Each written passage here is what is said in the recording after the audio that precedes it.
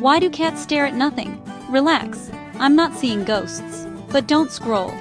Because by the end of this video you'll realize your cat knows way more than you think.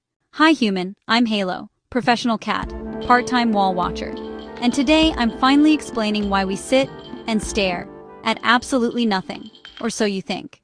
Alright, let's start with something simple. Something your human brain can almost comprehend. You see me staring at a blank wall, and you think, oh, what a mysterious, deep-thinking creature. And you're right, I am. But in this case, the reason is much more straightforward.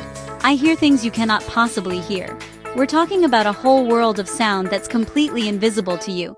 It's not your fault, of course. Your ears are, well, they're decorative mostly. They're designed to hear things like the doorbell, your own name being called, and the crinkle of my treat bag. You've got the basics covered. Good for you. But my ears? My ears are precision instruments. They are finely tuned, satellite dish-shaped marvels of biological engineering.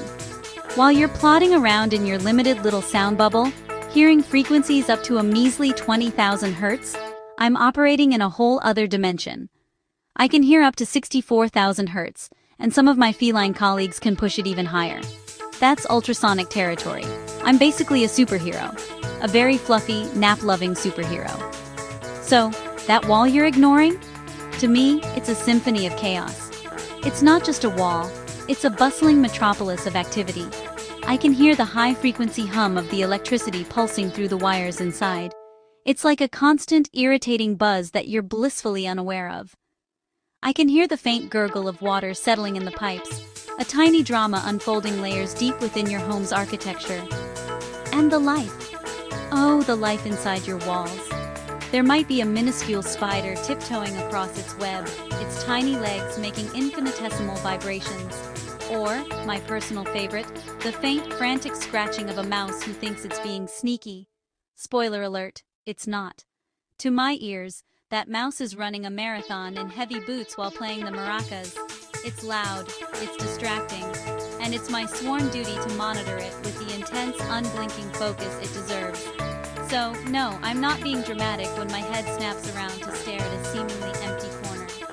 I'm not communing with spirits from the great beyond. I'm listening to the secret conversations of your house. I'm tracking the movements of creatures you don't even know are your roommates. You're just underqualified for this level of surveillance. It's a highly specialized field, you see. You lack the hardware, the software, and frankly, the dedication. You get distracted by shiny things. Oh wait, so do I. But my point still stands. My hearing is a superpower, and with great power comes great responsibility. To stare intently at drywall for extended periods. It's a tough job, but someone has to do it. And if you think this is fascinating, just wait. The next reason we're going to cover gets a little more uncomfortable for you humans. It involves things you can see, but choose to ignore. Alright, let's move on to the second reason you think I'm broken. It's not your fault you can't comprehend it. Your eyes are, well, let's just say they're not exactly high definition. The reason is simple. I see micro movements. While you're staring at that blank wall, wondering if I've finally lost my marbles, I'm witnessing a universe in motion. You see a painted surface. I see a grand stage. Take dust, for example. To you, it's something to be sneezed at or wiped away. To me, those tiny motes floating in a sunbeam are like a celestial ballet. They pirouette and glide on invisible air currents, each one a shimmering star in its own tiny galaxy. I'm not just staring. I'm appreciating the delicate physics of airborne particles. It's mesmerizing. And shadows? Oh, don't even get me started on shadows.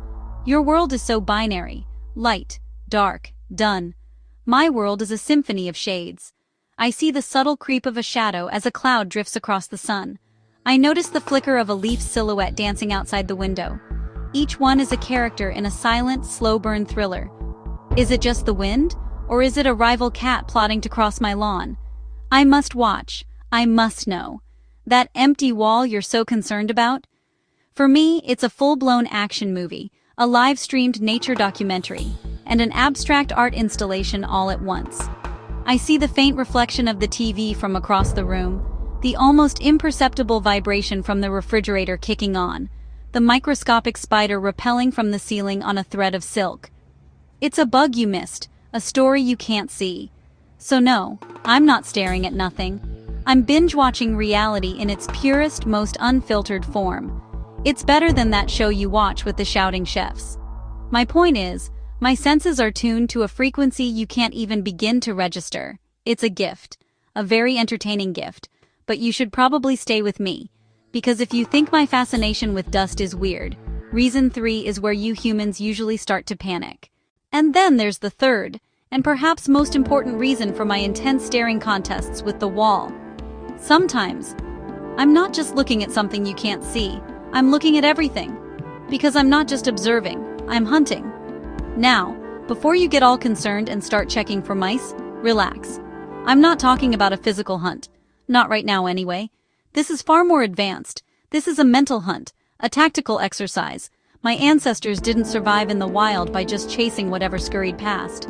They survived because they were master strategists, and that software is still running deep within my very core. It's a legacy I take very seriously. You see, a cat's brain doesn't have an off switch for instinct. We can't just clock out from being a predator. It's a 24/7 job. So when I appear to be staring into the void, my mind is actually a whirlwind of activity. I'm running complex, high-fidelity simulations. I'm calculating trajectories. For instance, if that fly on the ceiling were to suddenly lose its grip, what's the optimal launch angle from this very spot on the rug to intercept it mid-air? I'm mapping the terrain. The sofa becomes a mountain range, the space under it a dark and mysterious cave system.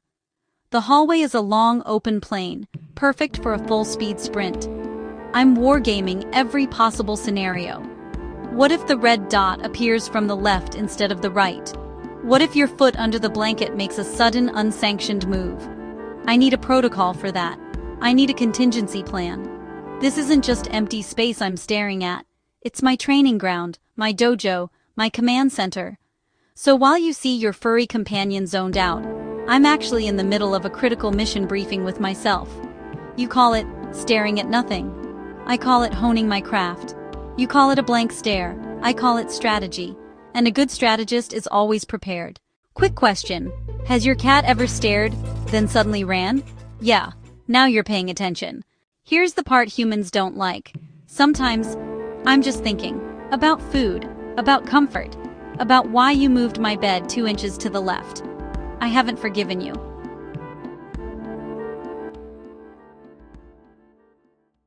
So no, I'm not possessed, I'm not broken, and I'm definitely not staring at ghosts. I'm just aware. So next time I stare at the wall, don't panic. Just remember, I see more than you, and that's why I'm in charge.